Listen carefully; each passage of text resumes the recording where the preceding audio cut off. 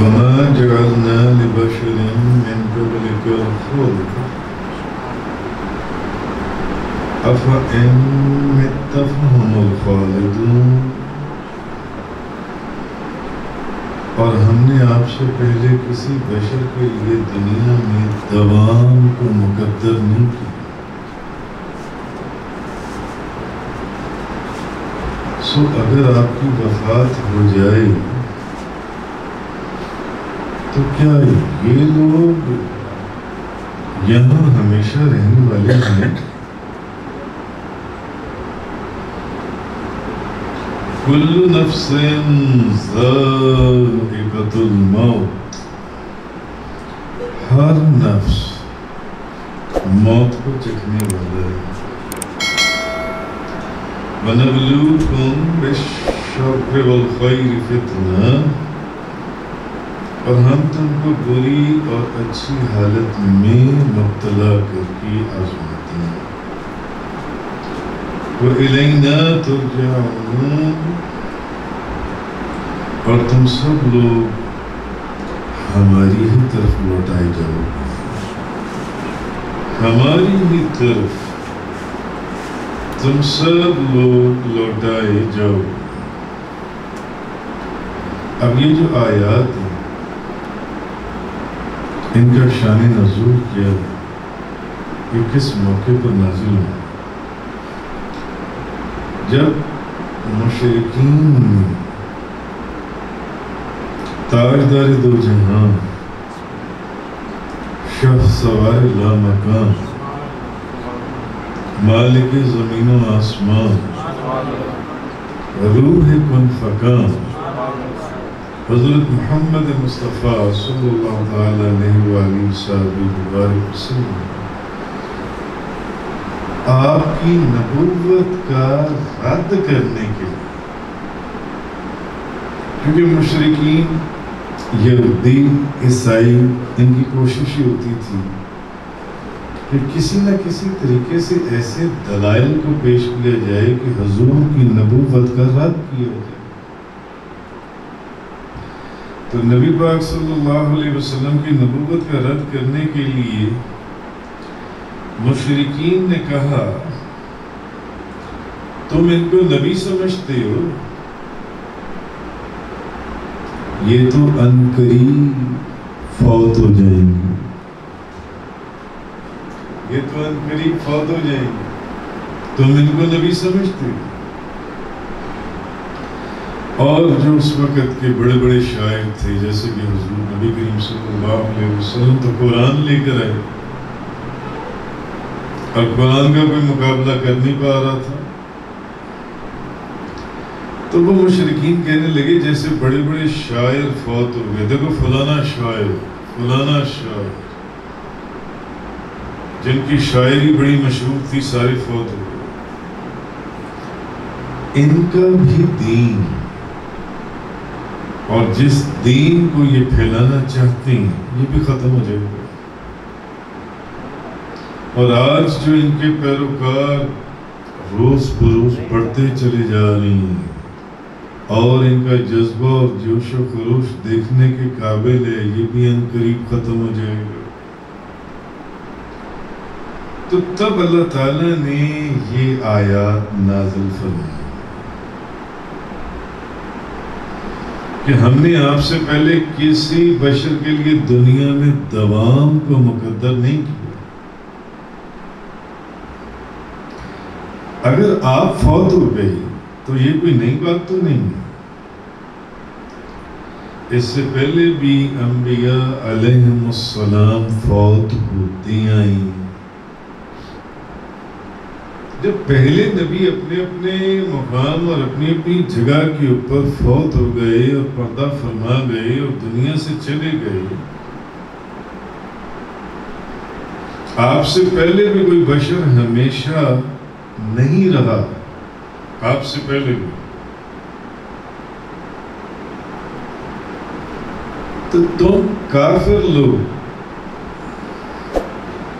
یہ جو خوشیاں منا رہے ہو اور کہہ رہے ہو کہ آپ تو عنقریب آپ صلی اللہ علیہ وسلم تو عنقریب فوت ہو جائیں گے، تو آپ صلی اللہ علیہ وسلم کے فوت ہونے سے کیا ہوگا؟ تم جو یہ شور مچا رہی ہو، کیا تم باقی رہو گے؟ تم باقی رہو گے؟ تم بھی باقی نہیں رہو گے، یہ تو پردہ فرما جائیں گے، انتقال فرما جائیں گے، تم مر جاؤ گے جو آج یہ باتیں کر رہے ہو۔ یہ چیز آگے فرمائی، أَفَإِن مِتَّ فَهُمُ الْخَالِدُونَ، سو اگر آپ کی وفات ہو جائے تو کیا یہ لوگ ہمیشہ رہنے والے ہیں یہاں پر، یہ جو باتیں کر رہے ہیں؟ یعنی لوگوں کو بے وقوف بنا رہے ہیں کہ یہ نبی ہیں، دیکھو یہ بھی ہماری طرف فوت ہو جائیں گے، لوگ فلانا شاعر مر گیا، فلانا شاعر مر گیا، فلانا شاعر مر گیا، یہ بھی اس دنیا سے چلے جائیں گے۔ تو اللہ تعالیٰ ان کافروں سے پوچھ رہا ہے کہ یہ تو میرا ایک نظام قدرت ہے، سارے نبی ایک ایک کر کے چلے گئے، اس حکم کو تو پورا ہونا ہی ہونا ہے، مگر تم اپنی بتاؤ، تم بچ جاؤ گے؟ تم بھی مرو گے، یہ تو پردہ فرما گئے اور انتقال کر گئے، یہ تو بظاہر صرف ایک ذائقہ چکھنے کے بعد پھر ویسے ہی، جیسے کہ حدیث میں لَيْسَ مِنْ عَبْدٍ يُصَلِّي عَلَيَّ إِلَّا بَلَغَنِي صَوْتُهُ حَيْثُ كَانَ۔ حضرت ابو درداء نے کیا فرمایا؟ نبی پاک صلی اللہ علیہ وسلم نے فرمایا کوئی بندہ کہیں مجھ پر درود پڑھے اس کی آواز میں خود سنتا ہوں۔ نعرہ تکبیر، نعرہ رسالت۔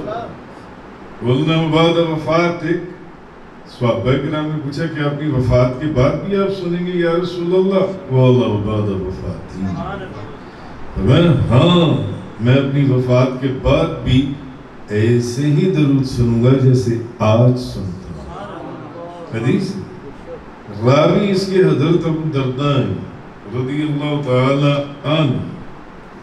تو یہ چیز اللہ پاک نے یہاں پر فرمائی کل نفس ذائقۃ الموت،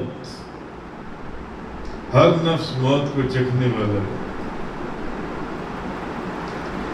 اور تم سب الینا ترجعون، اور تم سب لوگ ہماری ہی طرف لوٹائے جاؤ، ہماری ہی طرف لوٹائے۔ امام راضی فرماتے ہیں کہ ایک احتمال یہاں پر یہ بھی کیا جا سکتا تھا، جیسا کہ آپ کو یاد ہو آپ سرکار کے پردہ فرمانے کے اوپر، وفات کے اوپر حضرت عمر فاروق رضی اللہ تعالیٰ عنہ کی گفتگو جان سی ہے کہ آپ چونکہ خاتم النبیین ہیں تو شاید آپ ہمیشہ زندہ رہیں گے، اس لیے فرمایا نہیں، جیسے پہلے انبیاء دنیا سے چلے گئے تو آپ بھی انہی انبیاء کی مثل دنیا سے تشریف لے جائیں گے، جس طرح وہ دائماً نہیں رہے آپ بھی اس دنیا میں ہمیشہ نہیں رہیں گے، اور وقت مقررہ کے اوپر آپ کی وفات ہو جائے گی۔ یہ کافر جو بکتے ہیں ان کو بکنے دیں، یہ کافر جو مشرکین جو بکواس کرتے ہیں ان کو یہ بکواس کرنے دیں، آپ نہیں آپ کا خدا آپ کا رب ان کو جواب دے گا۔ حضرت ابو سعید خدری رضی اللہ تعالی عنہ فرماتے ہیں کہ نبی پاک صلی اللہ علیہ وسلم نے لوگوں کو خطبہ دیتے ہوئے فرمایا، بخاری شریف کی حدیث ہے، اللہ تعالیٰ نے ایک بندے کو دنیا کے درمیان اور جو اس کے پاس اجر ہے، دنیا کے درمیان اور جو اس کے پاس اجر ہے اس کے اندر اختیار دے دیا۔ حدیث حضور نے لوگوں کو خطبہ دیا اور خطبے میں ارشاد فرمایا کہ اللہ نے ایک بندے کو دنیا کے درمیان اور جو اس کے پاس اجر ہے اس کے اندر اختیار دیا، یعنی دونوں میں سے جو چیز اختیار کرنی ہے کر لو، مرضی تمہاری، تمہیں مختار کل بنا کر بھیجا ہے۔ تو اس بندے نے اس کو اختیار کر لیا جو اس کے پاس ہے، جو دنیا کے درمیان ہے اس کو نہیں۔ اس نے کس چیز کو اختیار کیا اس بندے نے؟ جو اس کے پاس ہے۔ بخاری شریف کی حدیث۔ جیسے ہی حضور نبی پاک صلی اللہ علیہ وسلم نے یہ بات کہی تو حضرت ابو بکر صدیق رونے لگے۔ صرف حضرت ابو بکر صدیق، خطبہ تو آپ سب کو دے رہے تھے، صرف حضرت ابو بکر صدیق رونے لگے۔ تو حضرت ابو سعید خدری فرماتی ہیں میں نے الحمدللہ حضرت ابو سعید خدری کے مزار پر بھی حاضری دی ہے، قسطنطنیہ کے اندر، اور حضرت ابو دردہ کے مزار پر بھی حاضری دی استنبول کے اندر۔ اچھا وہ صحابہ کرام فرماتے ہیں، حضرت ابو سعید خدری فرماتے ہیں ہمیں تعجب ہوا، تو نبی پاک صلی اللہ علیہ وسلم نے فرمایا کہ اللہ تعالیٰ نے ایک بندے کو اختیار دیا ہے، تو اس میں رونے کی کیا بات ہے؟ حضرت ابو بکر صدیق کیوں رونے لگ گئے؟ حضرت ابو سعید خدری فرماتے ہیں، تو فرماتے ہیں دراصل رسول اللہ صلی اللہ علیہ وسلم آپ سرکار کو یہ اختیار دیا گیا تھا، مگر صحابہ کرام کے اندر سب سے زیادہ علم، عقل، فہم، فراست، محرم راز حضرت ابو بکر صدیق تھے۔ وہ سمجھ گئے کہ بات کیا ہو رہی ہے۔ باقی تو نہ روئے، مگر کون رویا؟ حضرت ابو بکر صدیق، حضرت ابو سعید خدری فرما رہے ہیں، وہ رونا شروع ہوا، کیونکہ ان کو اللہ نے سب سے زیادہ علم، اس لیے کہ حضور کے محرم راز تھے، سب سے زیادہ قریب تھے، رونے لگے۔ اور پھر جب حضرت ابو بکر صدیق روئے نا تو رسول اللہ صلی اللہ علیہ وسلم نے فرمایا جس شخص نے اپنی صحبت میں اور اپنے مال میں سب سے زیادہ مجھ پر احسان کیا ہے وہ ابو بکر ہے۔ جس نے اپنی صحبت، رات اور دن کی خدمت اور اپنے مال میں سوئی سے لے کر اپنی ہر چیز جس نے سب سے زیادہ مجھ پر احسان کیا وہ ابو بکر ہے۔ اس لیے اگر میں اپنے رب کے سوا کسی کو خلیل بناتا تو ابو بکر کو بناتا، لیکن ان کے ساتھ اسلام کی بھائی چارہ اور دوستی ہے۔ مسجد کے ہر دروازے کو بند کر دیا جائے سوائے ابو بکر کے دروازے کو، ہر دروازہ بند کر دو ماں سوائے ابو بکر صدیق کے دروازے کی۔ بخاری شریف، ترمذی شریف، ابن ماجہ شریف، صحیح ابن حبان، مسند امام احمد رضی اللہ تعالی عنہ۔ تو نبی کریم صلی اللہ علیہ وسلم حافظ احمد بن محمد القسطلانی آپ لکھتے ہیں کہ آخری عمر میں نبی کریم صلی اللہ علیہ وسلم کا جب وقت قریب آ گیا، یعنی پچھلی حدیث آپ لوگ سمجھ گئے ہیں، یہ مزید سمجھانے کی ضرورت ہے، آپ سب لوگ سمجھدار، پھر آگے چلتے ہیں۔ جب آخر عمر میں نبی کریم صلی اللہ علیہ وسلم کا وقت قریب آ گیا تو آپ اس کا مسلسل بیان فرماتے رہے۔ تو جب آپ نے حجت الوداع کا خطبہ دیا تو آپ نے لوگوں سے فرمایا کہ مجھ سے حج کے احکام حاصل کر لو۔ حجت الوداع کا خطبہ، حج کے احکام میرے سے آج حاصل کر لو۔ حج کے احکام، حضور نے ایک غیب کی خبر بتا دی اور وہ غیب کی خبر یہ تھی کہ شاید اب اس سال کے بعد میری تم سے ملاقات نہ ہو، اس سال کے بعد شاید اب میں آئندہ سال تم سے ملاقات نہیں کروں۔ اب جب آپ یہ بات کرنے کے بعد، حجۃ الوداع کو حجۃ الوداع کیوں کہتے ہیں؟ اب جب آپ یہ بات کہنے کی، اب وداع کا وقت ہے، اب وداع کا وقت ہے، آئندہ میری تمہاری ملاقات نہیں ہے۔ حضور نے ایک غیب کی خبر پہلے ہی دے دی، آئندہ میری اب تمہاری خبر، میری اور تمہاری ملاقات نہیں ہے۔ تو اب آپ لوگوں سے الوداع ہونے لگی، تو جو پھر بات پھر وہی آ جاتی ہے جو قریب کے لوگ ہوتے ہیں،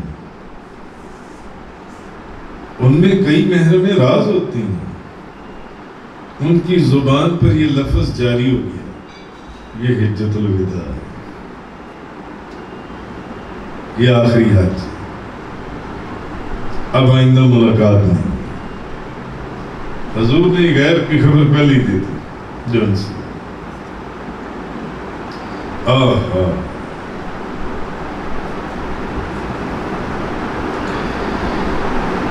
اسی طرح آپ آخری دنوں میں جب بیمار ہوئے تو آپ 13 دن بیمار ہوئے، اور حضرت ابو سعید خدری کی حدیث میں جس خطبے کا ذکر ہے، جو میں نے ابھی حدیث آپ کے سامنے حضرت ابو سعید خدری کی پوری بیان کی ہے، کہ اللہ تعالیٰ نے ایک بندے کو دنیا کے درمیان اور جو اس کے پاس اجر اختیار دی ہے، دونوں میں سے جس چیز کو چاہے اختیار کر لو۔ اگر ابھی مزید دنیا میں رہنا تو دنیا میں رہ لو، میرے پاس کا اجر اختیار کرنا ہے تو وہ اختیار کرو۔ مگر اس نے کیا اختیار کیا جو اللہ کے پاس ہے؟ تو حضرت ابو بکر صدیق چونکہ محرم راز تھے، زاروں کتاب ہونے لگے، اور باقی صحابہ ان کا چہرہ دیکھ رہے ہیں، ان کا منہ دیکھ رہے ہیں کہ یہ کیوں رو رہے ہیں، یہ کیوں رو رہے ہیں۔ تو حضرت ابو سعید خدری کی حدیث میں جس خطبے کا ذکر ہے، وہ آپ نے اس مرض کی ابتدا میں دیا تھا جو آپ نے مرض وصال میں آخری دنوں میں دیا تھا، اور پھر آپ دنیا سے پردہ فرما کے دنیا سے، اور اس وقت آپ کی جب آپ نے یہ خطبہ دیا تھا تو آپ کے سر پر ایک پٹی بندھی ہوئی تھی، اور پھر آپ منبر پر جا کر بیٹھ گئے۔ پھر آپ نے فرمایا منبر کے اوپر بیٹھ کر اس خطبے کے دوران اس ذات کی قسم جس کے قبضہ قدرت میں میری جان ہے، میں اپنے اس مقام سے حوض کو دیکھ رہا ہوں، حوض کو دیکھ رہا ہوں۔ اور اس وقت آپ نے فرمایا تھا، امام دارمی بھی فرماتی ہیں کہ ایک بندے کو دنیا اور اس کی زینت اور آخرت کے درمیان اختیار دیا گیا، تو اس نے آخرت کو اختیار کر لیا۔ اور اس بات کو امام دارمی فرماتی ہیں کہ یہ جو ایک رمز کی بات تھی، اس کو حضرت ابو بکر صدیق کے علاوہ اور کوئی نہ سمجھ سکا کہ حضور کیا فرما رہے ہیں۔ سب ان کی آنکھوں سے، ان کی آنکھوں سے آنسو جاری ہو گئے، وہ رونے لگے۔ پھر انہوں نے کہا، بلکہ یا رسول اللہ، انہوں نے کہا، ہم آپ پر اپنی ماں، اپنے باپ، اپنی جانوں اور اپنے مالوں کو قربان کرتے ہیں۔ اور پھر آپ اس منبر سے اتر آئے، اور امام دارمی فرماتے ہیں پھر دوبارہ آپ اس منبر پر تشریف فرما نہیں،